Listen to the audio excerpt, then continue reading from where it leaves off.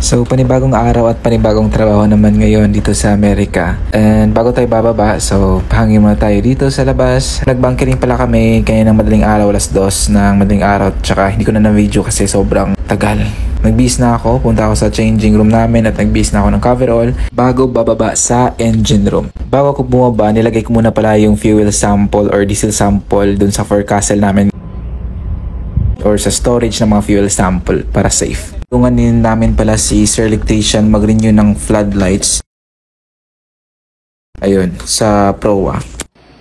Mag-check pala si segundo namin ngayon ng mga piston rings sa main engine namin. Lahat ng unit from 1 hanggang sa number 6. Kaya for today's video ay maglilinis tayo ngayon ng scavenging space. Isinama nga pala ako ni Hepe ngayon kay second engineer tsaka kay fourth engineer kasi si fitter tsaka si oiler andun sa generator nag-overhaul ng unit 1 hanggang number 6 din. So ayun, busy kami ngayon. Sobrang busy.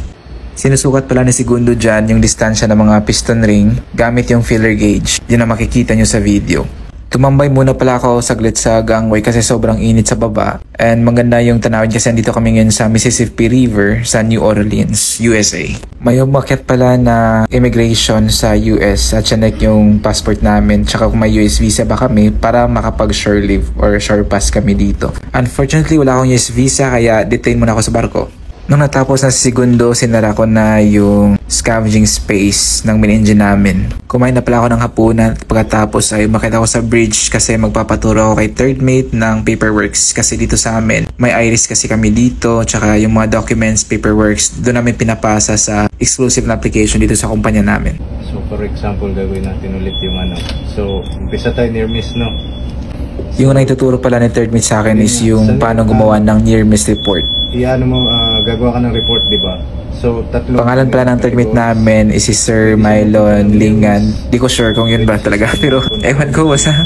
Sorry, kung hindi ko ma-pronounce yung pangalan mo. Sorry. So, pag near miss, yun yung mga near to accident ba? Yung duties and responsibilities pala ni third mate is to check the firefighting equipments, the life-saving appliances, mga safety sa kanya yan, mga paperwork sa kanya din yan for sure, third mate din yan, and etc. Na nakaharang. So, observation yun kasi in case of emergency hindi mo agad siya di ba, hindi mo makukuha agad yung fire hoses tsaka nozzle dun sa loob.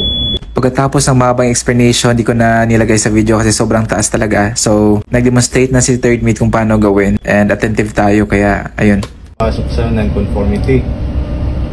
So yes, then yan. So ano ba siya? Act or conditions. Summarize ko na lang, nung natapos na kami kasi sobrang tagal talaga, maano yung oras natin dito. So ito yung ano. Next naman tinuro niya is paano mag-update ng PMS or Plant Maintenance System sa TA Master namin dito sa barko. Sa kumpanya, exclusive app din dito sa kumpanya namin. April 30. So dito sa assigned, so ilalagay ko yung position ko, yan. Okay? And then refresh. So, ito na lahat na magiging job order mo hanggang end of the month. I-click ko siya. Diba? So, dito makikita yung mga job description, yung kailangan mong gawin dito sa job order na to. Click mo yung job done. So, ito na. So, diba, pagka, after mo siya makomplete, yung ano na yun, satisfied ka naman, okay naman, visual check, o kung kailangan ng testing, working in good order naman. Condition before mo siya kinek. Sana sa mga decadent na nanonood dyan, maintindihan nyo to, lalo na sa mga same company ko, kasi kapag on board kayo, usually, it's either tuturuan kayo kung paano gumawa ng mga paperworks, or yung officers yung gagawa talaga, tapos observe lang kayo. So dapat may matutunan kayo sa video na to. Minsan visual tsaka ano lang naman, inspection. Natapos na kami about sa paperworks, tinuruan din ako ni Sir Third sa mga navigational equipment. So ito yon yung ECDIS. So ito na yung ano ngayon, yung bago. Hindi na tayo gumagamit ng app. Pag meron kayong ECDIS sa barko, so hindi nyo na kailangan gumamit ng paper chart, yung mapa. Ito na yung ano, the word itself, electronic chart. Diba? So ito na. So, ang purpose nitong ECDIS is for anti-grounding.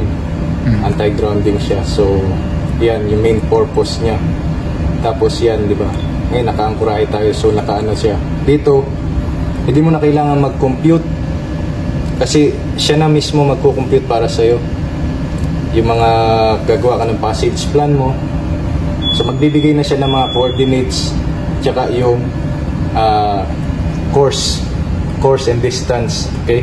So, ngayon, kasi naka-anchorahe tayo, hindi ko maano sa'yo eh. So, ito, naka-anchor anchor monitoring tayo, yan, nakalagay dyan. So, yeah, andyan siya. So, meron tayong dragging circle na 1 cable. Ito siya, 1 cable yan. Okay?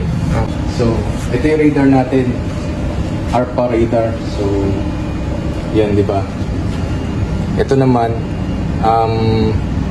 ito yung main purpose nito is for anti-collision. So, here, nakilagay dito, for anti-collision avoidance. Yan, di ba? Okay. So, ngayon, yan. Ano pa ba may, ano ko sa'yo na break dito? So, yan. Ito, naka-ano tayo ngayon, di ba? Naka-monitor. Tapos yan, in-acquire ko itong dalawang target. So, meron siya information na naka-ano dyan. So, si target A, ito siya, si Clipper Panorama.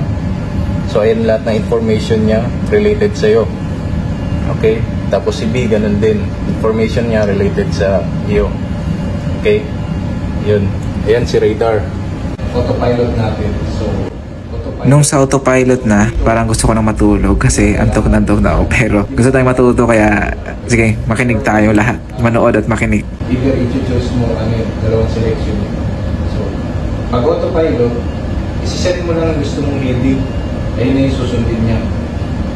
Ayun yung susundin niya. Dire-diretso yun. Isiset mo lang siya. Okay? Tapos, yung case naman na hindi niya kaya kasi yung ano natin is in control to. Meron siya na kunwari meron ka pasalubong. Diba? So, pag sinet mo siya, hindi siya yung, for example, sa steering na pag nilipo mo is kakambyo siya agad. So, meron siya rate of turn pa na tinatawag yun. So, andyan. Pero yun yung main purpose niya. So, isa-set mo yung heading na gusto mo, susundin niya lang yun. Ganun lang. So, ito yung AIS natin. Last pala na tinuro ni Third Meet sa akin is yung AIS. So, yung AIS, yun yung sinesearch nyo sa Google kung ano yung position ng barko, saan yung barko, expect time of arrival ng barko, saan anchorahe yung barko. Yun. So, yan, nakalagay siya dyan. So, pagka nakita ng ibang barko yan na natin, kunwari in-acquire nila yung barko natin sa so lalabas to sa kanila na at anchored tayo.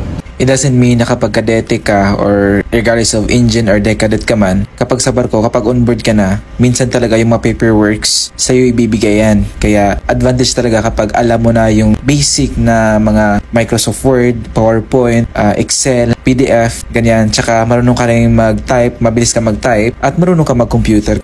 Yan lang yung ganap namin kanina and I hope may natutunan kayo. Thank you.